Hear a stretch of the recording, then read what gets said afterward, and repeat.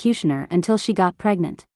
Hi everyone, quick recaps here. Today we gonna explain a movie called Incendies, where twins went to search for their brother, but they find out that he's more than their brother. How is that possible? Let's find out together. Don't try to skip any part if you want to fully understand this complicated story. The movie begins with the fact that militants who have seized the orphanage shave little boys on their bald heads. Among them is a guy with 3 points on the heel. He has a firm look and self-confidence that remain unshakable even at the moment when the child is held hostage by armed people.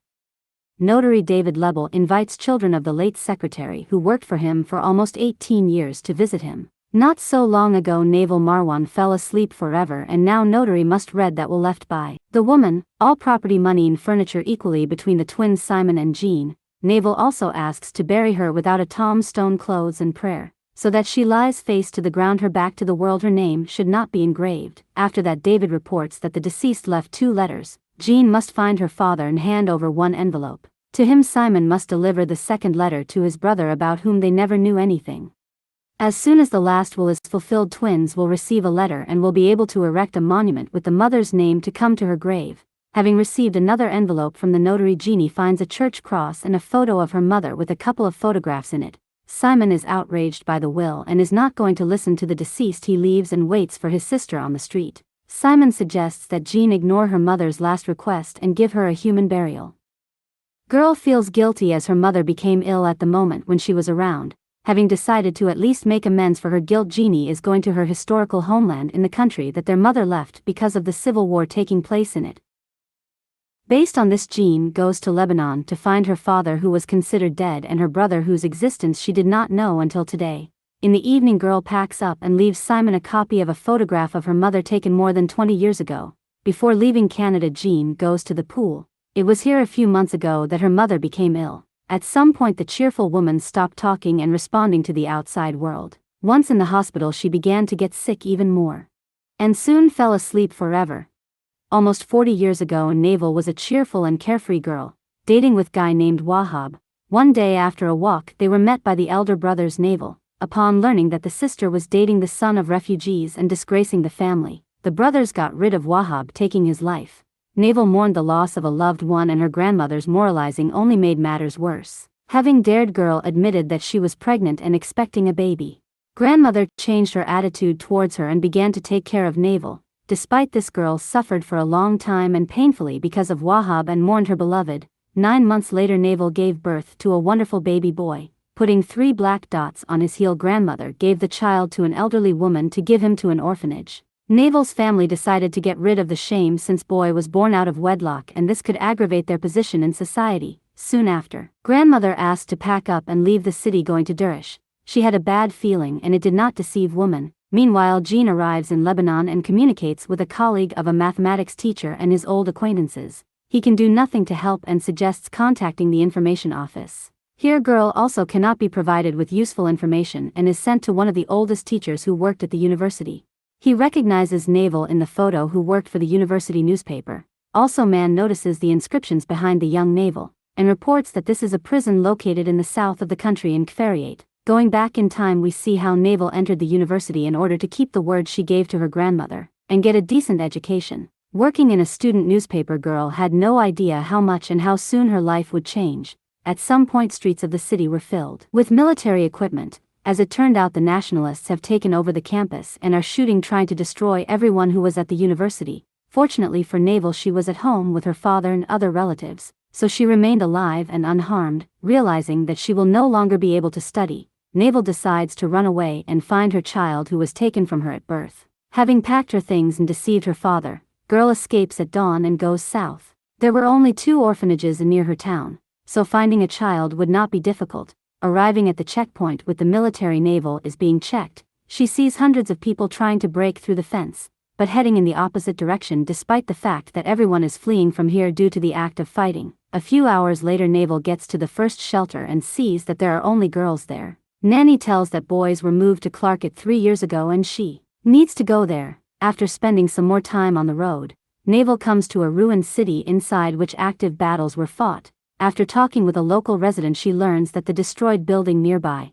which is a pile of smoking stones, is the orphanage. Once on his territory, Naval realizes that her son did not survive and cries bitterly. At the same time, the old man suggests not to despair and go to the camp nearby. Because children may be there, Naval tries not to despair and goes out onto the road to stop the bus heading towards the camp. In order not to attract attention to herself, girl removes the cross, demonstrating her faith. On the way to the camp, Naval falls asleep and wakes up when she hears talking men. Looking out the window, she notices armed men stopping the bus and dealing with driver. At some point, militants take the life of a man and shoot the bus, sending everyone who was in it to the next world. Naval and woman with the child remain alive.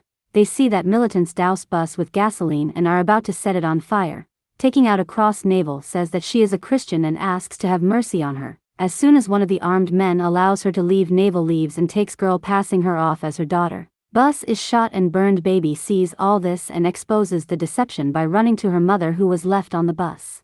Realizing that this is not her daughter, man takes girl's life by shooting her in the back. Jeanne comes to her mother's historical homeland to find at least some traces leading to her dark past, showing everyone the photo. Girl finds a group of women. They not only know Naval but are also her relatives or those close to the family of the deceased. Seeing photo, women argue and swear strongly as Naval has become a real shame for them. Upon learning that it is her daughter, they drive Jeanne away, insisting that she leave village immediately and not to file it with her presence. After surviving destruction of the bus and everyone on it, Naval travels to Deresa. She finds herself in an empty and ruined city, after which she learns that refugee camp has burned down. Many did not survive and those who managed to escape cannot be traced. Realizing that she was unlikely to ever find her son, Naval agreed to join the militants resisting far-right group. By training and shooting, she prepared for the mission, main goal of which is to break enemy and his belief in invulnerability. Sometime later, Naval became a French tutor for the son of a Christian far-right leader. Every day she came to their country house to teach boy and help him to become fluent in several languages. After receiving a phone call in the evening with further instructions, Naval again arrived at the house of far-right leader, but this time she waited for the right moment and sent the man to the next world with 2 accurate shots. After arresting criminal, soldiers sent her to prison, where Naval had her hair cut and placed in a small cell. Jeanne arrives in Farayat and inspects prison where her mother was. Now it is a museum where a young guy conducts tours, talking about the cruelties that the prisoners who are here were subjected to. He does not know anything about Jeanne's mother and suggests contacting older museum workers. Soon girl finds the Rahim, a man who has worked as a warden in this prison for 13 years. Seeing photo of Naval, he immediately recognizes her, calling her the woman who sings. Being imprisoned in a small cell, Naval constantly sang and never gave up, which caused respect. The ultra-right tried to break her, but women still continued to sing and look at the enemies with her head held high. They tried all methods. They sent Abu Tariq to her, a terrible and unprincipled person. He took Naval by force every day until she became pregnant. Rahim does not know what happened to the woman's child, and recommends finding the nurse who delivered her. Having learned the terrible truth, Jeanne calls Simon and informs him that their brother was born from a man who brutally mocked his dead mother. At the same time, Simon turns to a lawyer and asks him to go with him to Lebanon to find Jeanne and bring her back to Canada. David agrees to help him and his sister, but at the same time he is sure that the work that has been started must be completed. The notary recalls how he was in Naval's ward shortly before her death and personally wrote letters that should find their owners. 20 years ago, Naval, being imprisoned in Kfariat, was subjected to inhuman torture. Hearing how men mock other women, she tried not to take it to heart and sang, finding salvation in this. Soon Naval had to personally meet Abu Tariq, a cruel executioner who took her by force. Sometime later, women realized that she was pregnant. Naval tried in every possible way to get rid of the child and hit herself on the stomach with her fists, but the pregnancy could not be terminated. 9 months later, she gave birth to twins Jeanne and Simon. Nurse and guard were supposed to get rid of the children by throwing them into the water, but they did not dare to do this and left kids for themselves. David and Simon arrive in Lebanon, after which they meet with a local notary, Madad, who helps them settle in the new country. He can't help finding his brother and father, but easily track down Jeanne, allowing the twins to meet. Simon insists on returning to Canada, but his sister wants to see it through. Upon learning that the nurse who gave birth to their mother in prison is now in the hospital, the twins' head, their woman, tells that Naval gave birth to twins and she took them to her. As soon as the woman who sings was released, nurse returns the children and does not know about the further fate of the boy and girl. Upon learning this, twins are shocked and swim in the pool, trying to realize that they were conceived against the will of their mother, and are the children of a godless criminal who took advantage of a defenseless woman. As a teenager, the son of Naval did not know pity. having taken a height in one of the dilapidated houses. He tracks down the running children and eliminates them one by one. In the present tense, Jeanne and Simon learn that their older brother's name is Nihad. Almost nothing is known about him and his father, but there are people who can help them. To do this, Simon must go to the city where his brother Nihad had lived for a long time and find people who will be interested in him and tell the truth. Simon is not happy with this idea and wants to return to Canada, but it comes to his sister's persuasion. Arriving at Nihad's homeland, he receives an invitation to a tea party and tries to find out something about his brother. The locals say nothing to Simon and he loses faith that something will work out. Madad suggests waiting a bit and turns out to be right. That same afternoon, 2 bodyguards arrive at Simon's hotel room and invite him to a confidential meeting. Person interested in him turned out to be Champ Seaton, one of the ex-Maladans who took Nihad under his wing. The same man dated Naval 20 years ago and helped her and her 2 baby twins leave Lebanon and move to Canada. As it turned out, Nihad was an excellent student and soon became a first-class sniper. Dreaming of finding his mother, Guy lost control of himself and began to do terrible things to draw attention to himself.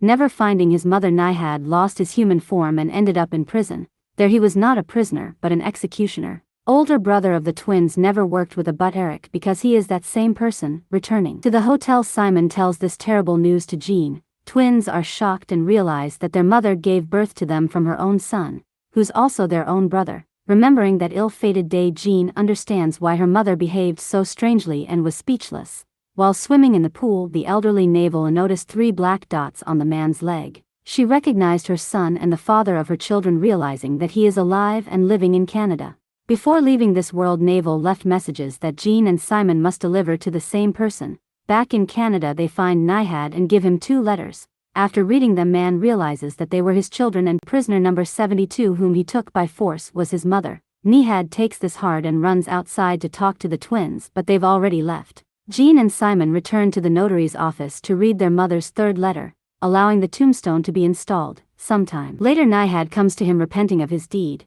and here the movie comes to his end. Thank you for watching. I hope you enjoyed this recap. Don't forget to subscribe so you can enjoy more recaps coming soon. Also share with your friends. Goodbye.